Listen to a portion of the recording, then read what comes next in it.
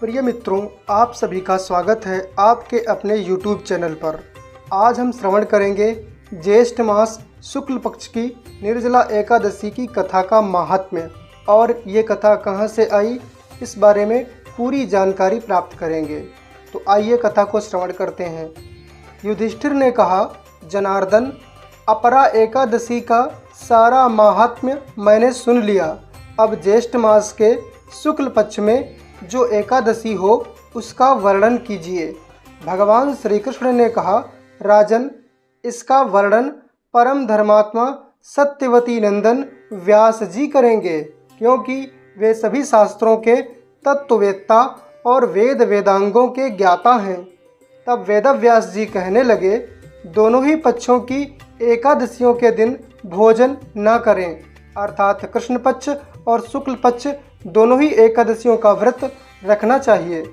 द्वादशी के दिन स्नान आदि से शुद्ध होकर भगवान केशव की पुष्पों से पूजा करें। नित्य कर्मों से निवृत्त होकर सबसे पहले ब्राह्मणों को भोजन कराएं और अंत में स्वयं भोजन करें। राजन, जनना शौच और मरणा शौच में भी एकादशी के दिन भोजन नहीं करना चाहिए। यह सुनकर भीमसेन बोले, परम बुद्धिमान पितामह, मेरी उत्तम बात सुनिए। राजा युधिष्ठिर, माता कुंती, द्रौपदी, अर्जुन, नकुल और सहदेव ये एकादशी को कभी भोजन नहीं करते तथा मुझसे भी हमेशा यही कहते हैं कि भीमसेन, तुम भी एकादशी को न खाया करो। किंतु मैं इन लोगों से यही कह दिया करता हूँ कि मुझसे भूख सही नहीं जाएगी, क्योंकि मेरे पेट में व्रक नामक अग्नि है और इसीलिए मेरा नाम व्रकोदर है। भीमसेन की बात सुनकर व्यास जी ने कहा, यदि तुम्हें स्वर्गलोक की प्राप्ति अभीष्ट है और नरक को दूषित समझते हो तो दोनों पक्षों की एकादशी को भोजन कभी मत करना। भीमसेन बोले, महाबुद्धिमान पितामह, मैं आपके सामने सच्ची बात कहता हूँ। एक बार भोजन करके भी मुझसे व्रत नहीं किया जा सकता, फिर उपवास करके तो मैं रह ही कैसे सकता हूँ।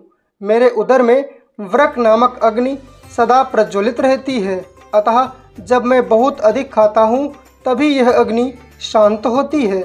इसलिए महामुने, मैं वर्ष भर में केवल एक ही उपवास कर सकता हूँ, वह भी अत्यंत कठिनता पूर्वक, जिससे स्वर्ग की प्राप्ति सुलभ हो तथा जिसके करने से मैं कल्याण का भागी हो सकूं।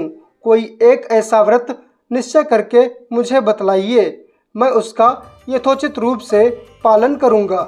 व्यास जी ने कहा, भीमसेन, ज्येष्ठ मास में सूर्य वृषभ राशि पर हो या मिथुन राशि पर, शुक्ल पक्ष में जो एकादशी हो उसका यत्न पूर्वक निर्जल व्रत करो।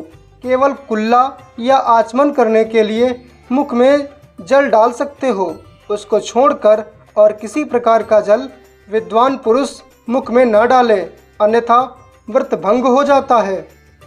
एकादशी को सूर्योदय से लेकर दूसरे दिन के सूर्योदय तक मनुष्य जल का त्याग करे तो यह व्रत पूर्ण होता है। तदनंतर द्वादशी को निर्मल प्रभात काल में स्नान करके ब्राह्मणों को विधि पूर्वक जल और सुवर्ण का दान करें। इस प्रकार सब कार्य पूरा करके जितेंद्रीय पुरुष ब्राह्मणों के साथ भोजन करें। वर्ष भर में जितनी एकादशियां होती हैं उन सब का फल निर्जला एकादशी के सेवन करने से मनुष्य प्राप्त कर लेता है, इसमें तनिक भी संदेह नहीं है। शंख, चक्र और गदा धारण करने वाले भगवान केशव ने मुझसे कहा था कि यदि मानव सबको छोड़कर एकमात्र मेरी शरण में आ जाए और एकादशी को निराहार रहे तो वह सब पापों से छूट जाता है। एकादशी व्रत करने वाले पुरुष के पास विशालकाय, विकराल आकृति और काले रंग वाले दंड पासधारी भयंकर यमदूत नहीं जाते। अंतकाल में पीतांबरधारी, सौम्य स्वभाव वाले, हाथ में सुदर्शन धारण करने वाले और मन के समान वेगशाली विष्णुदूत आकर इस वैष्णव पुरुष को भगवान विष्णु के धाम में ले जाते हैं। अतः निर्जला एकादशी को पूर्ण यत्न करके उपवास करना चाहिए। तुम भी सब पापों की शांति के लिए यत्न के साथ उपवास और श्री हरि का पूजन करो। स्त्री हो या पुरुष, यदि उसने मेरु पर्वत के बराबर भी महान पाप किया हो तो वह एकादशी के प्रभाव से भस्म हो जाता है। जो मनुष्य उस दिन जल के नियम का पालन करता है वह पुण्य का भागी होता है। उसे एक एक पहर में कोटि कोटि स्वर्ण मुद्रा दान करने का फल प्राप्त होता सुना गया है। मनुष्य निर्जला एकादशी के दिन स्नान, दान, जप, होम आदि जो कुछ भी करता है वह सब अक्षय होता है। यह भगवान श्री कृष्ण का कथन है।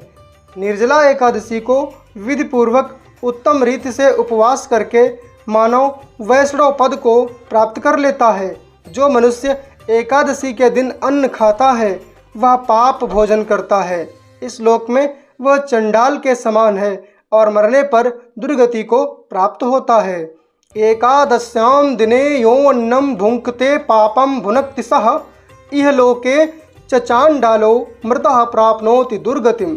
जो ज्येष्ठ के शुक्ल पक्ष में एकादशी को उपवास करके दान देंगे वे परम पद को प्राप्त होंगे। जिन्होंने एकादशी को उपवास किया है वे ब्रह्म हत्यारे, शराबी, चोर तथा गुरुद्रोही होने पर भी सब पातकों से मुक्त हो जाते हैं। कुंती नंदन, निर्जला एकादशी के दिन श्रद्धालु स्त्री पुरुषों के लिए जो विशेष दान और कर्तव्य विहित हैं उसे सुनो। उस दिन जल में शयन करने वाले भगवान विष्णु का पूजन और जलमयी धेनु का दान करना चाहिए अथवा प्रत्यक्ष धेनु या घृतमयी धेनु का दान उचित है। पर्याप्त दक्षिणा और भांति भांति के मिष्ठान्नों द्वारा यत्नपूर्वक ब्राह्मणों को संतुष्ट करना चाहिए। ऐसा करने से ब्राह्मण अवश्य संतुष्ट होते हैं और उनके संतुष्ट होने पर श्री हरि मोक्ष प्रदान करते हैं। जिन्होंने शम, दम और दान में प्रवृत्त हो श्री हरि की पूजा और रात्रि में जागरण करते हुए इस निर्जला एकादशी का व्रत किया है, उन्होंने अपने साथ ही बीती हुई 100 पीढ़ियों को और आने वाली 100 पीढ़ियों को भगवान वासुदेव के परम धाम में पहुंचा दिया है। निर्जला एकादशी के दिन अन्न, वस्त्र, गौ, जल, शैया, सुंदर आसन, कमंडल और छाता दान करना चाहिए। अन्नम वस्त्रम तथा गाओ जलम शय्यासनम शुभम कमंडलुस्तथा छत्रम दातव्यम निर्जला दिने। जो श्रेष्ठ एवं सुपात्र ब्राह्मण को जूता दान करता है वह सोने के विमान पर बैठकर स्वर्गलोक में प्रतिष्ठित होता है। जो इस एकादशी की महिमा को भक्ति पूर्वक सुनता तथा जो भक्ति पूर्वक उसका वर्णन करता है वे दोनों स्वर्गलोक में जाते हैं। चतुर्दशी युक्त अमावस्या को सूर्य ग्रहण के समय श्राद्ध करके मनुष्य जिस फल को प्राप्त करता है वही इसके श्रवण से भी प्राप्त होता है।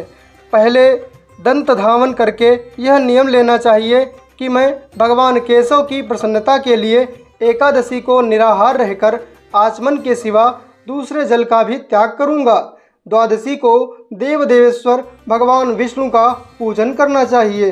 गंध, धूप, पुष्प और सुंदर वस्त्र से विधि पूर्वक पूजन करके जल का घड़ा संकल्प करते हुए निम्नांकित मंत्र का उच्चारण करें।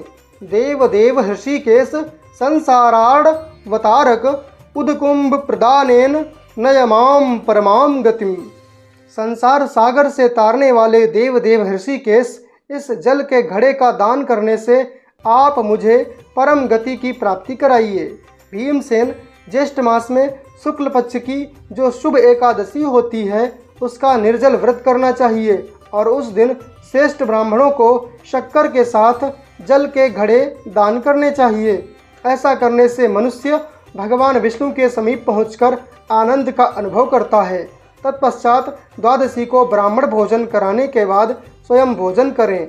जो इस प्रकार पूर्ण रूप से पापनाशनी एकादशी का व्रत करता है वह सब पापों से मुक्त हो अनामय पद को प्राप्त होता है। यह सुनकर भीमसेन ने भी इस शुभ एकादशी का व्रत आरंभ कर दिया। तब से इस एकादशी को पांडव या भीमसेन एकादशी भी कहा जाता है। इस बार एकादशी का जो ये व्रत है ये 7 जून को रखा जाएगा और 8 जून को इसका पारायण किया जाएगा। सुबह 5:30 बजे से 7 बजे के बीच आप कभी भी इसका पारण कर सकते हैं। तो मित्रों, एकादशी की ये कथा आपको कैसी लगी कमेंट करके ज़रूर बताइएगा और ऐसी ही कथाओं के लिए हमारे चैनल को सब्सक्राइब करना बिल्कुल भी मत भूलिएगा और कमेंट बॉक्स में जय श्रीमन्नारायण लिखना मत